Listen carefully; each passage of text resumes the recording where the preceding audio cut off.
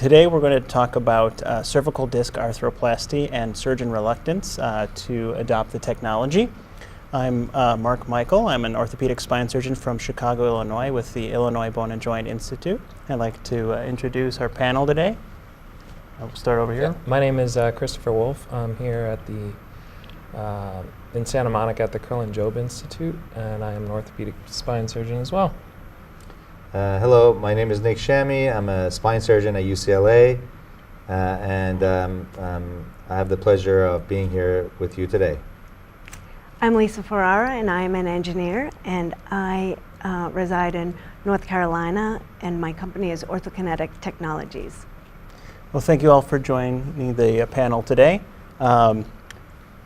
Cervical disc arthroplasty, it's an option that is available for cervical disc disease, whether it be degenerative disc disease or disc herniations causing nerve pain related to neck pathologies. And historically, the gold standard for this, as we know, has been to remove the disc completely and fuse it with either bone or some other material and a plate.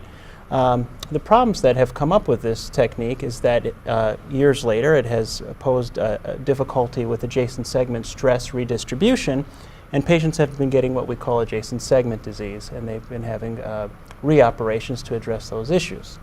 Additionally, there's been some issues and concerns about the fusion not healing, and you get what we refer to as a painful pseudoarthrosis requiring additional surgery. So disc replacement has come along, and its goal was to maintain and preserve motion instead of fusing the spine, as we know. And now that we have over a decade of data with clinical outcomes and radiographic measures, there's still surgeon reluctance to adopt the technology. So just to kind of give us a little bit of a historical perspective on motion-preserving technologies, I'd like to ask Lisa to kind of fill us in a little bit. Sure. We know that arthroplasty's been around for a while with the hips and the knee industry for quite some time, and they've been quite successful. Early on, there was work out of Europe. The Charité was the first real artificial disc that came out onto the market in the United States. They'd been using it in Europe for quite some time with a lot of success. From that point, once they had achieved approval in the United States, designs from other companies, multiple designs, started to come out and really become the next generation for both cervical and lumbar disc technology. We see more of it now in the cervical spine for a number of different reasons, mainly regulatory challenges, but the loading environment biomechanically is a bit easier, better, safer environment. And so since then, there's been some very exciting new technologies, the most recent incorporating some ceramic materials as well for optimal performance with respect to wear, for instance. Oh, certainly, and we've seen that evolution in orthopedics in general with metal on plastic bearings, metal on metal bearings, yes, and certainly ceramic. And I think, as Lisa mentioned, as you're mentioning, Mark, orthopedics has been well versed in replacing joints. We have all known about the total joint replacement in the knees and the hips that have worked tremendously well. Some of the most successful surgeries we do for patients with improved outcomes and quality of life have been with those procedures. They're even been compared to heart surgery, bypass surgery, as far as improving quality of life. So historically, total joint replacement has been a tremendous asset that we've had providing care for our patients. And then that evolved into, let's put these disc replacements in the spine. And the first place that started was in the lumbar spine. And I think part of the reasons that we've had apprehension and maybe perhaps delay in the cervical disc being successful and using it more widely is probably has something to do with the fact that initially when spine surgeons started using disc replacement, we started using it in the lumbar spine. The indications for lumbar spine surgery are different. For low back pain, which we all know does not have really good outcomes, whether you fuse or do disc replacement. So that, in our mind, is associated with disc replacement. Disc replacement in the neck is a completely different animal. The indications are primarily the big difference here. The indications of disc replacement, as you mentioned, in the neck is to relieve pressure from the nerves. Relieving pressure from the nerves, when we do it as spine surgeons, is got the best outcomes, right? Right. So, and so I think that's one of the things that we have to get over as spine surgeons, is that cervical disc is different than a lumbar disc. And that, cervical disc actually, now with the recent, I just saw in JBJS, I saw an article, is a meta-analysis just August of this year, looking at over like 14 clinical trials that have been done, which shows at 4 and 7 years and 7 and 10 years, significant better results as far as adjacent level disease and reoperations for patients who had disc replacement versus fusions in the neck. So I think that the data is coming out and has been out, but part of the apprehension is that history that I just mentioned. Sure. Chris? I mean, I think one of the other things is ACDFs are wildly successful. So you got something that we know works really well. We got surgeons who've been doing it for a really long time, and now these younger surgeons are realizing, hey, we can do a disc replacement or a fusion.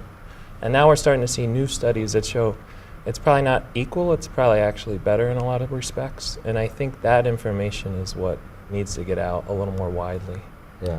So with data coming out showing that patient-reported outcomes are at least equivalent, if not better, with disc replacement versus a fusion, and with reports of reoperation rate being lower in the long run with disc replacement, and some studies, although a lot of assumptions were made, showed that the value of disc replacement might actually be superior as well in the long run. Yes. What do you guys think is still giving these surgeons this reluctance to adopt the technology?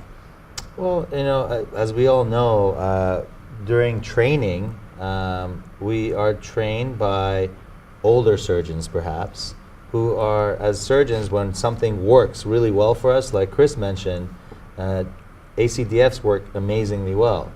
The surgeons who are training the next generation of surgeons are still sticking with the ACDF. So I think there's going to be a little bit of a delay in the trainers developing that trust with the new technology in order to train the trainees, right? So I think that has something to do with it. Sure. I think some of the newer technology for me leaves me a little hesitant about, how is it being inserted? What is its range of motion? How does it affect facet function and kinematics? And I'm just apprehensive overall at putting something new in until I see how it's failed, which takes time. Sure. And Well, even the older implants, we put them in they needed to be just right to be functional, and they're different now. Exactly. I think folks the surgeons like to wait until they start to look at, hey, the outcomes right now after 1-2 years look great, but they're waiting for not only the next generation, how are we going to make this first generation better? Companies are skeptical of that too. They want to make sure, is the first generation working, and how do we design the next generation to improve upon that? But as a surgeon, it's the wanting to know what those failures may be potentially, but also maybe there's something better that's going to come out after that. And again, just the perhaps lack of experience during their training sure. for new technologies. I think to your point, so you're saying you want to see the results before you start putting in, because we don't want to reoperate on our patients. Right. And if the salvage operation is harmful to the patient, we even are more apprehensive. The good news for the cervical spine, we all have been there, when we go in and do revision surgeries for the cervical spine, we are much more comfortable and feel much safer for the patient than the lumbar spine. So that's another advantage I think the cervical spine has in this regard. Well, And that's an excellent point too, like you had said, that the salvage part of this, but also waiting, is it only going to last 2 years? Well, now we're 10 years out. sure. So even if you're buying the patient an additional 10 years, that's a huge improvement on the quality of life. Well, that's a good point. Well, thank you guys for joining today. We all try to practice evidence-based medicine, and we like to not jump on the latest, greatest without the data. But then again, there's a fine line. When the data is there and it shows that this is something that may be beneficial to your patients, we shouldn't be so reluctant to adopt that kind of technology. So thank you Agreed. again. Appreciate it. Thank you.